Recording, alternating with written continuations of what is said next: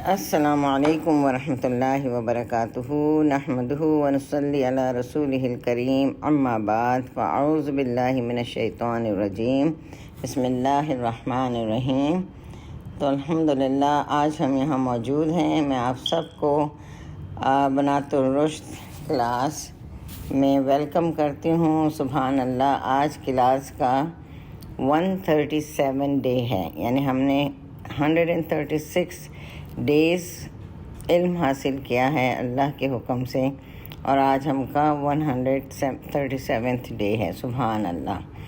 بس ابھی میری نظر پڑی تو میں نے کہا چلو اس کو بھی ہم تھوڑا اللہ کا اور شکر ادا کریں اس بات پر کہ اللہ نے ہمیں توفیق دی، اور ہم میں سے بہت سو نے میکسیمم ٹائم کیا ہے۔ تو چلیں انشاءاللہ تعالی ہم باقاعدہ اپنی کلاس کا آغاز کرتے ہیں کہ رب اشرح لی صدری ویسر لی امری واحلل عقدۃ من لسانی یفقہوا قولی ربنا زدنا علما۔ اور اس دعا کو بھی ہم سب مل کے مانگ لیتے ہیں۔ اللہم اجعل عملی کلہ صالحا واجعلہ لوجہک خالصا ولا تجعل لأحد فیہ شیئا۔ اور اس کے بعد ہم دیکھتے ہیں کہ ہمارا آج کا اسپریچول بریتھر بھی سیم ٹاپک پر ہے، اللہ سے میرا تعلق۔ اور اللہ سے تعلق میں ہم نے لاسٹ ٹائم یہ دیکھا تھا کہ ہر قسم کی حمد اور تعریف صرف اور صرف اللہ رب العزت کے لیے ہے۔ ہر چیز کا آغاز وہیں سے ہوتا ہے اور ہر چیز پلٹ کر وہیں جاتی ہے۔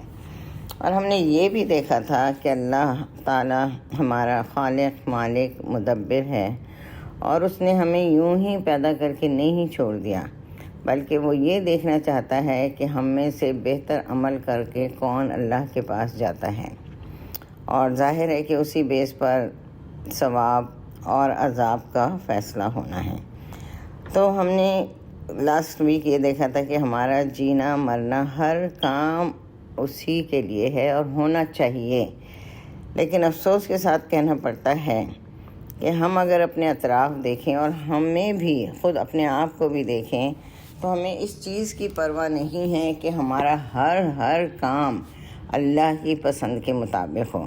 کہیں ہم اپنے نفس کے آگے جھک جاتے ہیں، تو کہیں ہم اپنے معاشرے سے گھبرا کر وہ کام کرنا شروع کر دیتے ہیں جو اللہ کو ناپسند ہے، اور حرام و حلال کی بھی ہم میں اتنی تمیز نہیں رہتی۔ تو ہمیں یہ چاہیے کہ ہم سب سے پہلے یہ دیکھیں کہ اللہ چاہتا کیا ہے، اور یہ چیز معلوم کرنے کے لیے ہمیں اللہ کی پہچان کرنی ہوگی، اور جب ہمیں اللہ کی پہچان ہو جائے گی تو ہم اس سے محبت کریں گے، اس کی عبادت دل سے کریں گے۔ ہمیں اللہ سے محبت ہونے لگے گی تو اللہ بھی ہم سے محبت کرے گا۔ اب ہم یہ دیکھتے ہیں کہ اگر ہم وقتی طور پر ان ساری چیزوں کو نظر انداز کر دیں اور یہ نہ کریں کہ یہ معلوم کرنے کی کوشش بھی نہ کریں کہ اللہ ہم سے کیا چاہتا ہے، تو اس یہ دن تو گزر ہی جائیں گے، موت آ جائے گی اور ہم مر جائیں گے۔ لیکن ہم مر بھی جائیں گے تو کیا ہوگا؟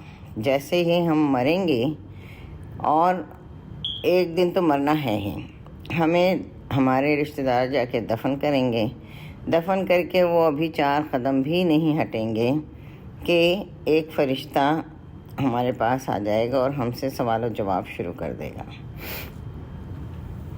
تو ہمیں یہ دیکھنا ہے کہ کیا ہم ان سوال و جواب کے لیے تیار ہیں۔ وہ پوچھے گا تیرا رب کون ہے اور تیرا دین کیا ہے، اور حضور صلی اللہ علیہ وسلم کے بارے میں پوچھا جائے گا کہ یہ آدمی کون ہے جو تم میں مبعوث کیا گیا تھا۔ تو جس کو کہ معلوم ہوگا وہ یہ ضرور کہے گا، جواب دے گا کہ میرا رب اللہ ہے، میرا دین اسلام ہے، اور جو شخص ہم میں مبعوث کیا گیا تھا وہ حضرت محمد مصطفیٰ صلی اللہ علیہ وسلم تھے۔ پھر سوال کیا جائے گا تجھے یہ علم کیسے ملا، کیسے تجھے پتہ چلا؟ تو وہ کہے گا میں نے اللہ کی کتاب پڑھی تھی اور میں اس پر ایمان لایا اور میں نے اس کی تصدیق کی۔ تو جو شخص اللہ کی کتاب پڑھتا ہے، اس پر ایمان لاتا ہے، اس کا تقاضا یہ ہے کہ ہم اپنے رب کو جانیں اور اس کو پہچانیں۔ تو میری بہنوں، سب سے پہلی چیز کیا ہے کہ ہمیں اپنے رب کو جاننے کے لیے اللہ کا کلام، اللہ کی کتاب کو پڑھنا ہے، اور پھر حضور صلی اللہ علیہ وسلم پر ایمان لانا ہے، ان کی سنتوں پر عمل کرنا ہے، ان کی سیرت کو جاننا ہے کہ حضور صلی اللہ علیہ وسلم کی سیرت کیا تھی، کیونکہ وہ دنیا کے کامیاب ترین انسان تھے۔ کافر اور منافق سے بھی یہ سوال کیا جائے گا تو وہ اس کا جواب نہیں دے سکے گا، وہ یہی کہے گا کہ ہائے ہائے میں نہیں جانتا، مجھ سے کہا تو گیا تھا، میں نے سنا تھا مگر مجھے نہیں پتہ۔ تو اللہ معاف کرے، اللہ تعالیٰ ہمیں، یعنی منافق یہ کہے گا، تو اللہ تعالیٰ ہمیں اس وقت ہمارے سوالوں کے لیے، ہمارے جوابوں کے لیے تیار کریں۔ ہمیں اپنے دل میں جھانک کر دیکھنا چاہیے کہ ہم اپنے رب کو کتنا جانتے ہیں، ہم اپنے رب سے کتنی محبت کرتے ہیں، اس کی عظمت، اس کی قدرت، اس کے علم کو میں کتنا جانتی ہوں۔ ہمارا رب وہ ہے جو سارے جہان کا رب ہے، ساری مخلوقات کا رب ہے۔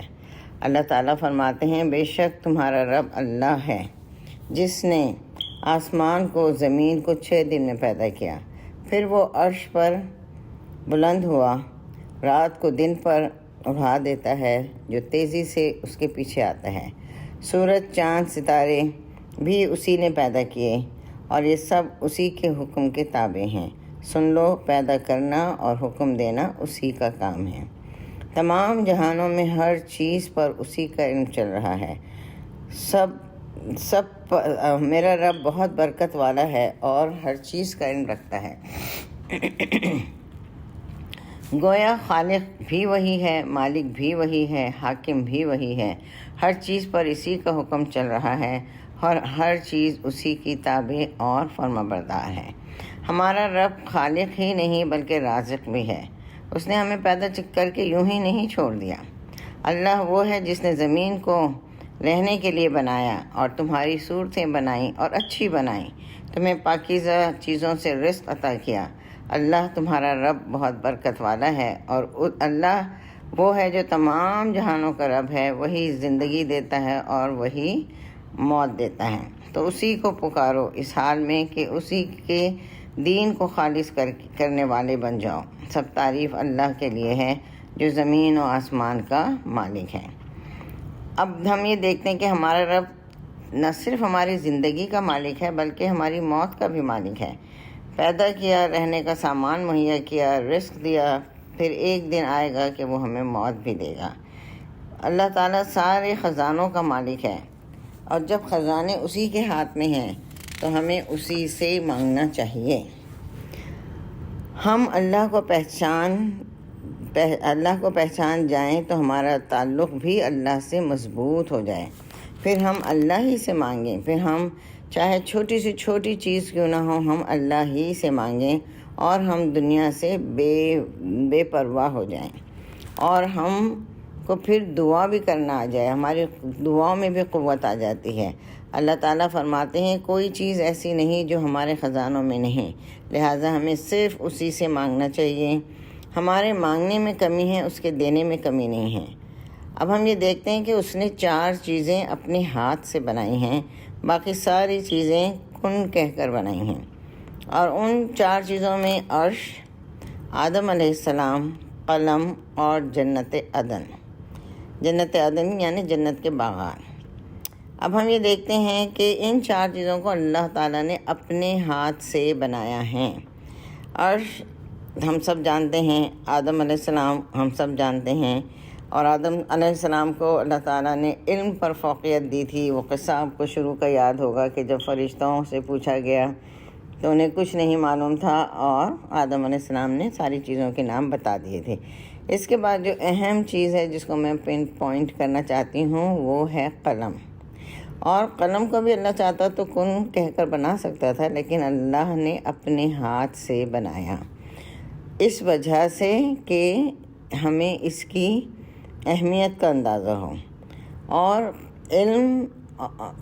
علم جو ہے وہ علم حاصل کرنا، قلم کے ذریعے اس کو محفوظ کرنا، یہ ہمیں کرنا چاہیے۔ اور ہمیں قرآن کا علم حاصل کرنا ہے، اور اپنے وقت میں سے اس کام کے لیے ہمیں وقت مقرر کرنا ہے۔ یہ نہیں کہ جب ٹائم ملا قرآن پڑھ لیا، جب ٹائم ملا تفسیر سن لی، بلکہ ہمیں چاہیے کہ اپنے 24 گھنٹوں میں سے 1 گھنٹہ، آدھا گھنٹہ، صبح شام میں آدھا گھنٹہ، جس طرح بھی ہو، ہمیں ٹائم مقرر کر کے قرآن کو پڑھنا سیکھنا، اچھی طرح سے پڑھنا آنا چاہیے، اچھی طرح سے اس کے معنی ہمیں سمجھ میں آنے چاہیے، ہم کو اس پر غور و فکر کرنا چاہیے۔ یعنی اس چیز کو اپنی زندگی میں، یہ فرائض میں سے ہے اور ہم اس کو بھولے ہوئے ہیں۔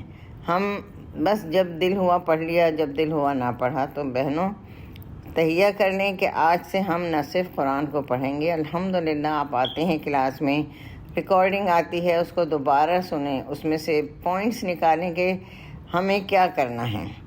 پھر اللہ کا تعارف ابراہیم علیہ السلام نے فرمایا ہے سورہ شعراء میں کہ میرا رب وہ ہے جس نے مجھے پیدا کیا، اور وہ ہے جس نے مجھے ہدایت دی، وہی ہے جو مجھے کھلاتا اور پلاتا ہے، وہی ہے جب میں بیمار ہوتا ہوں تو مجھے شفا دیتا ہے، وہی ہے جو مجھے موت دے گا اور دوبارہ زندہ کرے گا، اور میں امید رکھتا ہوں کہ جزا کے دن وہ میری خطائیں معاف کرے گا اور مجھے بخش دے گا۔ یہ ایک مکمل تعریف ہے، تعارف ہے اللہ تعالیٰ کا۔ ہم اپنے دل سے پوچھیں کیا ہمیں یہ سب کچھ ان باتوں کا اندازہ ہے؟ یا ہمارے بچوں کو اگر پوچھا جائے کہ رب کون ہے تو کیا وہ ایسی جامع تعریف کر سکتے ہیں؟